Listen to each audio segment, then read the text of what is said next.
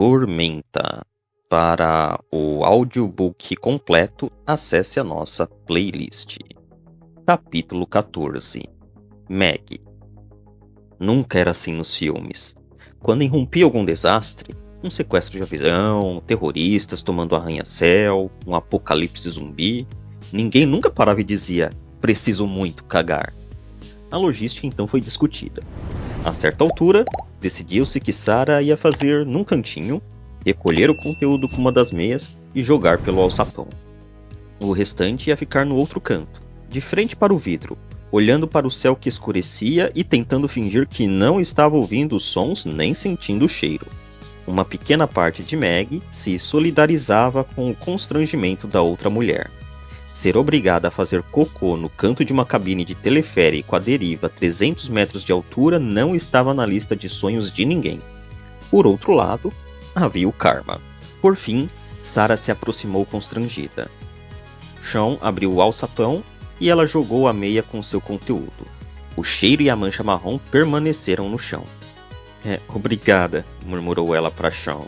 Ei, todo mundo faz isso. Ela olhou para o colega agradecida. Sabe, talvez a gente deva pensar, começou Max. Eu preferia que a gente esquecesse, disse Sarah. É difícil quando a cabine inteira está fedendo a merda, pensou Meg. Só estou falando que, se vamos ficar presos aqui por um tempo, todos nós vamos precisar nos aliviar em algum momento, continuou Max.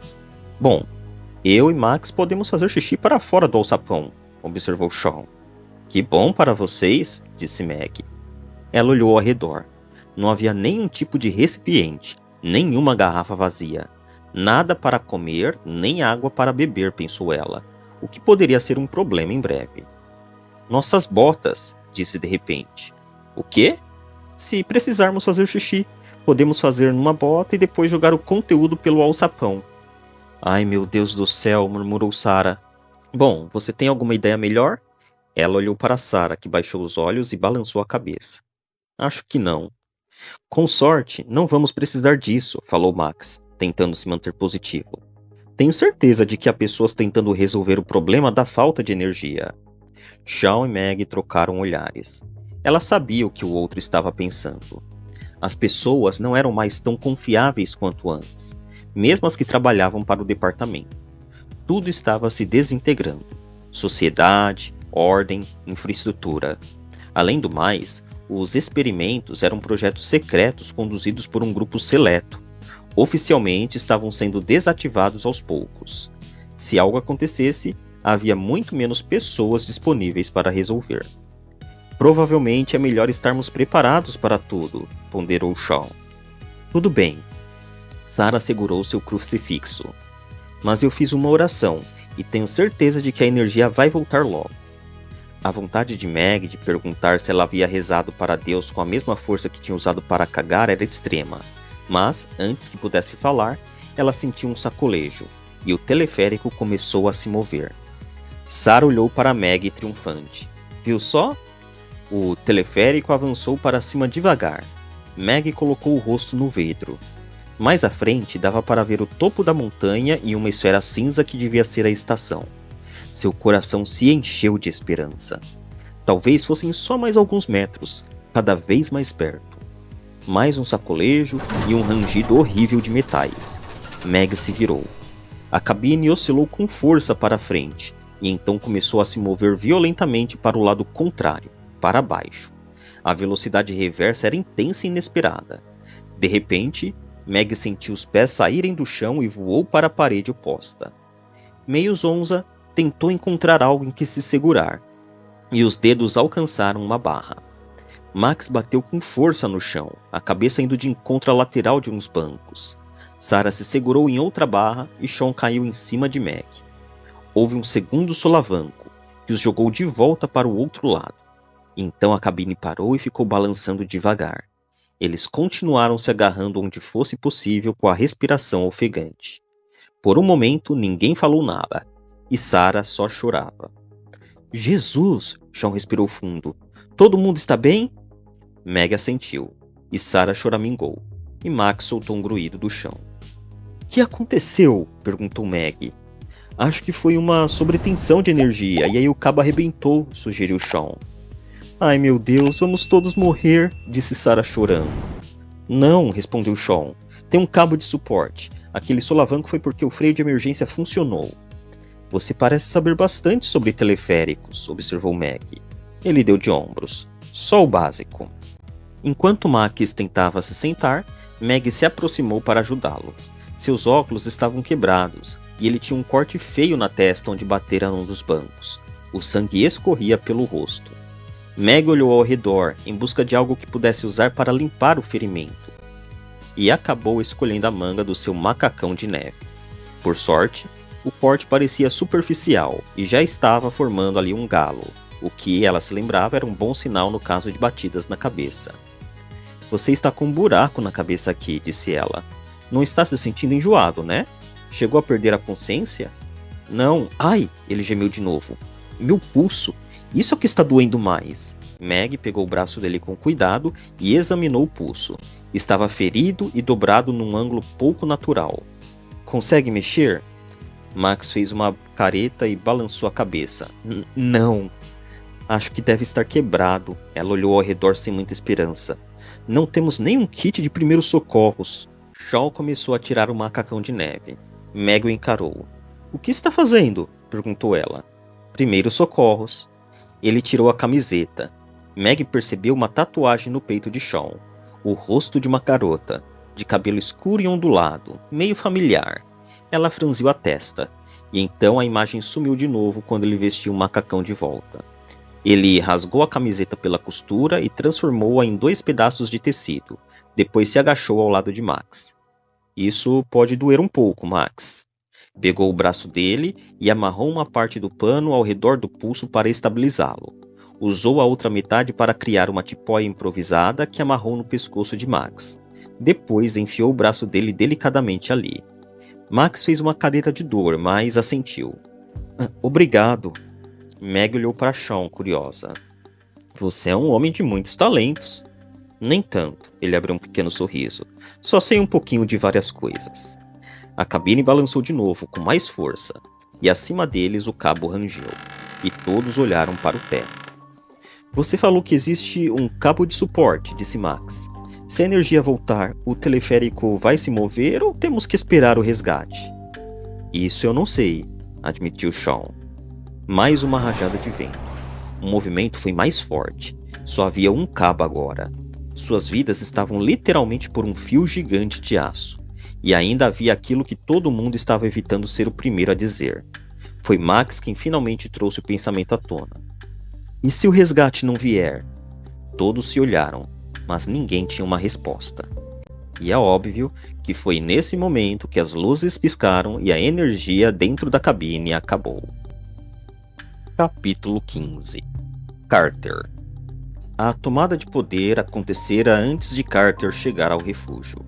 Houvera um surto na equipe médica, um bem ruim, da variante Scholler.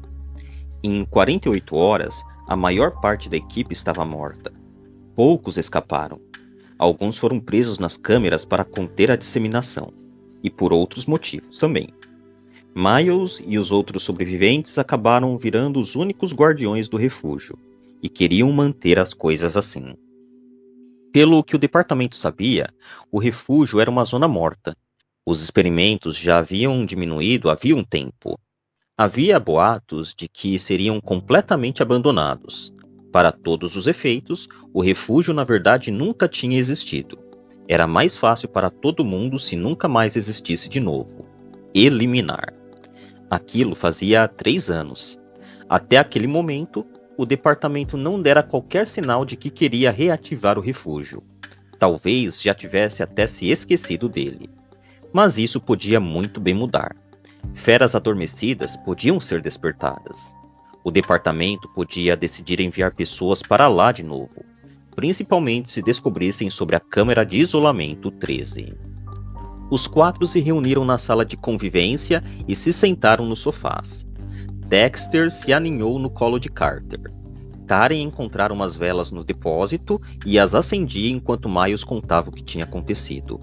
Bem, Quando a energia caiu, fui direto para o porão conferir a segurança das câmeras de isolamento. Quando cheguei lá, a 2 já estava fora da cela e o 1 estava no chão. Sabemos que a 2 já apresentava sintomas avançados da variante Scholler havia muito tempo. Pensei que ela tinha atacado ele. Foi idiota da minha parte cair numa armadilha tão óbvia, mas tudo aconteceu muito rápido. Apontei a arma para ela, mas aí o 1 levantou. Ele me derrubou e saiu correndo para o elevador. Disparei alguns tiros, mas ela veio para cima de mim, e enquanto a gente lutava, ele conseguiu escapar. Isso se dava porque o crachá só era necessário para descer até o porão, não para subir de lá. E como você foi parar dentro de uma câmara? Naquelas circunstâncias, com uma prisioneira louca tentando me esganar, pareceu o lugar mais seguro, e as portas trancam automaticamente quando você fecha. Você se trancou lá dentro? Perguntou Karen. Claro! Imaginei que em algum momento vocês iam acabar me encontrando, se ainda estivessem vivos. Ele a olhou com uma expressão perspicaz. Afinal, eu não sou o único a ter acesso ao porão, não é? Karen sustentou o olhar. É só uma reserva. Alguém tem que vigiar os vigias, certo? Certo. Miles assentiu, mas depois disse com voz mais firme. Vou precisar que me entregue o crachá, Karen. Ela hesitou.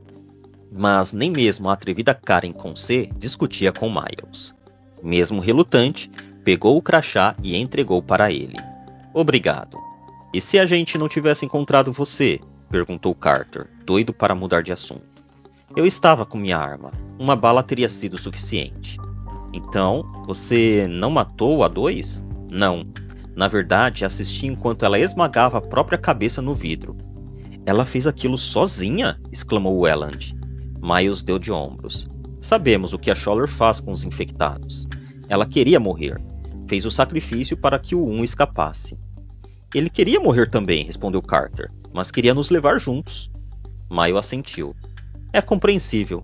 Se eu tivesse sido preso lá embaixo, provavelmente iria querer o mesmo. Eles refletiram sobre aquilo. Na maior parte do tempo, eles tentavam não pensar muito nos ocupantes das câmaras de isolamento e para que eles eram usados, ponderou Carter. A necessidade podia ser a mãe da invenção, mas também era o pai do dane-se.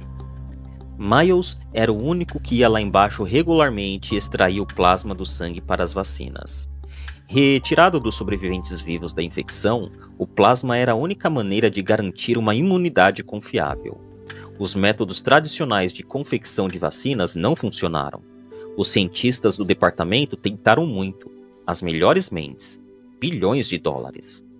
Eles tinham centros secretos de experimentos, como o próprio refúgio. Mas mesmo assim, o vírus sempre conseguia se safar. Apenas o plasma da fonte fornecia proteção. E eram necessárias injeções constantes. Por isso, as fazendas foram criadas, centros de detenção imensos nos arredores das cidades onde os infectados vivos ficavam presos para o próprio bem e para a extração do plasma, e pelo bem maior. Era engraçado quantas coisas terríveis eram feitas pelo bem maior. Carter às vezes se perguntava em que momento a balança havia começado a pender para o outro lado. Quando é que o bem maior se transformou em uns poucos sortudos e o restante que se ferrassem? Mas pensando bem, Carter não estava em posição de questionar a moral daquilo. Os assobiadores ficavam ali pelo mesmo motivo, injeções regulares. Eles eram fornecedores. Os grupos sanguíneos precisavam bater, mas eles tinham sorte. O 1 era O positivo, o 2 era AB positivo e o 3 era O negativo, o doador universal. Todos sangues para doadores. Mas naquele momento só restara um fornecedor enfraquecido.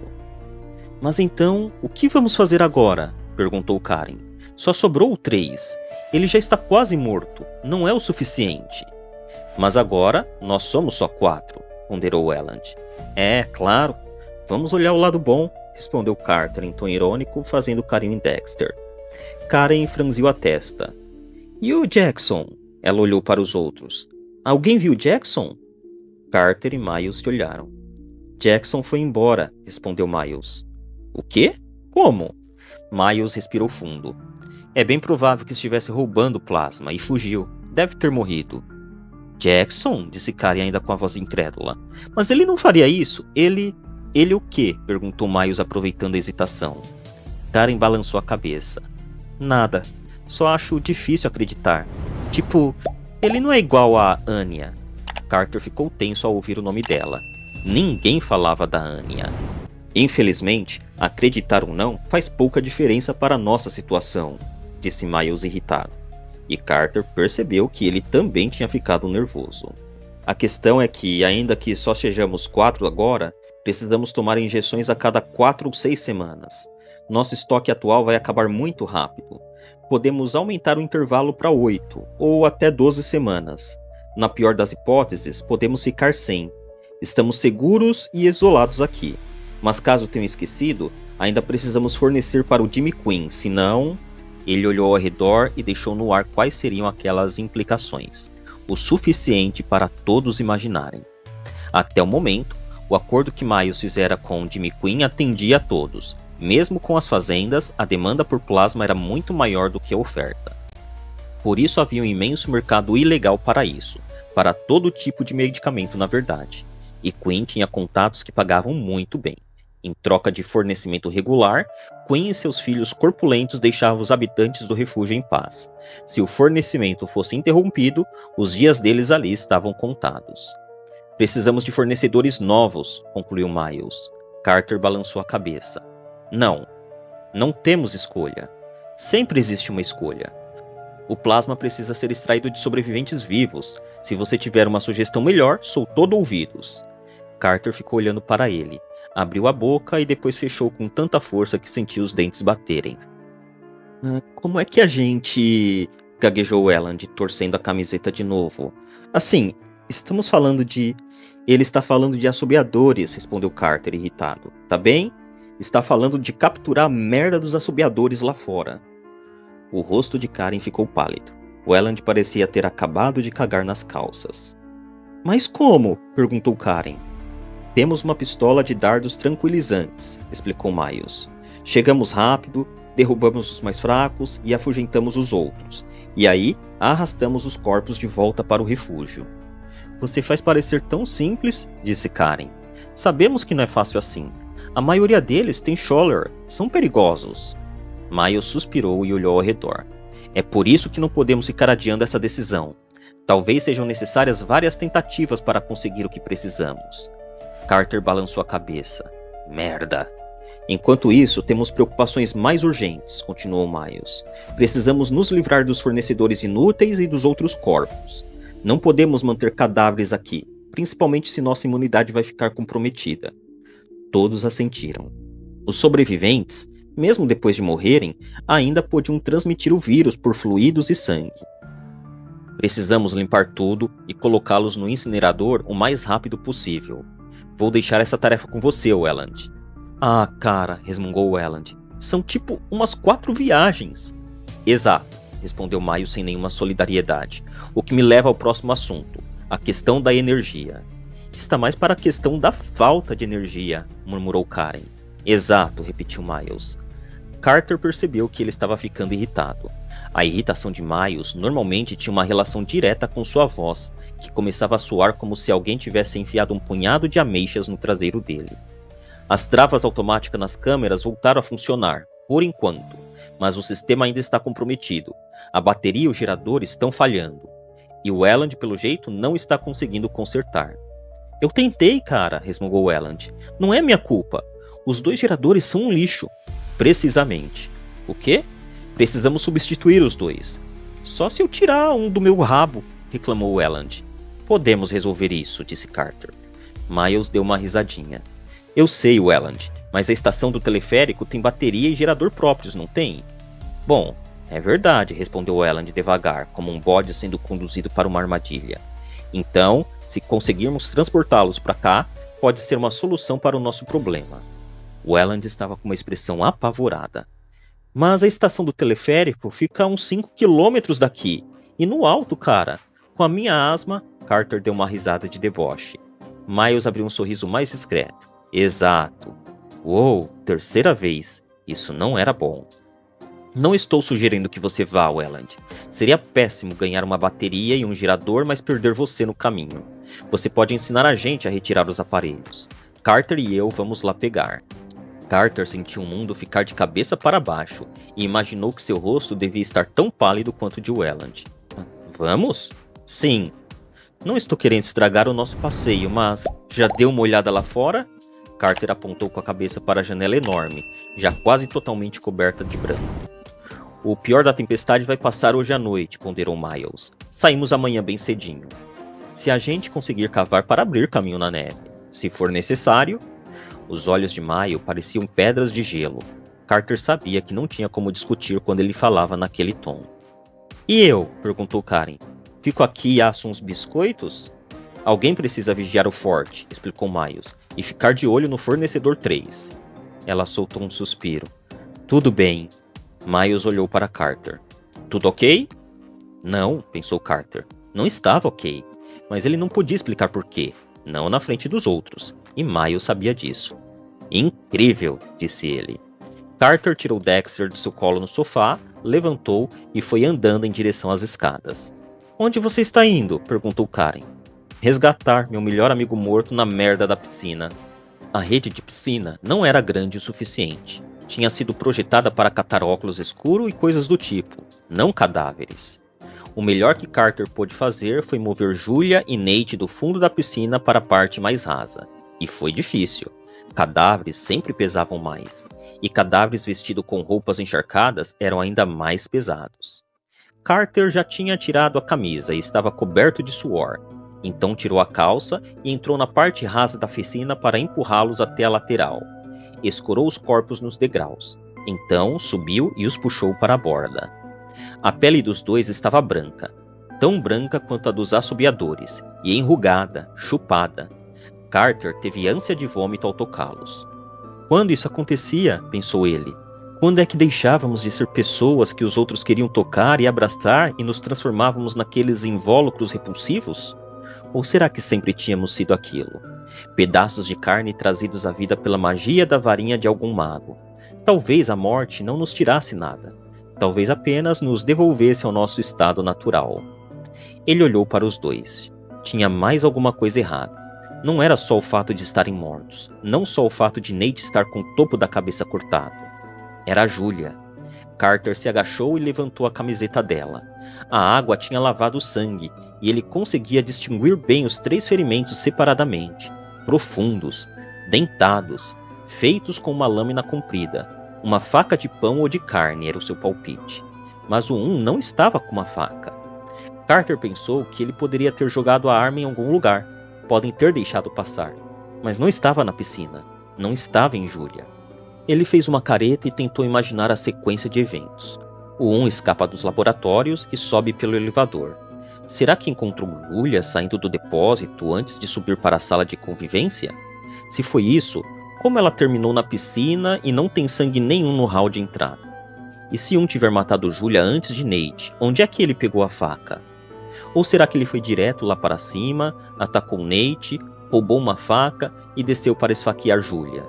Não, pensou Carter. Não daria tempo. Julia só tinha descido para pegar velas. Já teria subido e flagrado Além do mais, por que roubar uma faca e golpear Julia se ele já estava com o cutelo?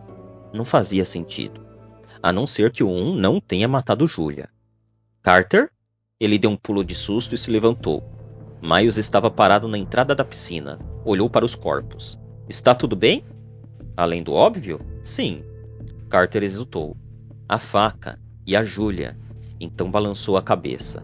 É uma merda tudo isso. Uma merda desgraçada, Miles assentiu. Mas a gente sempre soube que isso podia acontecer. Soube? É por isso que tínhamos um plano de contingência para conseguir novos fornecedores. Carter olhou feio para ele. Pode parar de chamá-los assim? Como você prefere que eu me refira a eles? Assobiadores? Os infectados? Não faz diferença o que eles são. O que eles eram. A única coisa que importa é o que podem fornecer. Você nunca teve problemas com isso antes. Era diferente. Miles abriu um leve sorriso. Não, não era. Moral e eticamente é a mesma coisa. A única diferença é que agora seus sentimentos estão envolvidos. Ele estava certo. Eu vi ela, disse Carter. Na floresta. Miles balançou a cabeça. Não, você viu um fantasma. Alguém ou alguma coisa que se parecia um pouco com ela.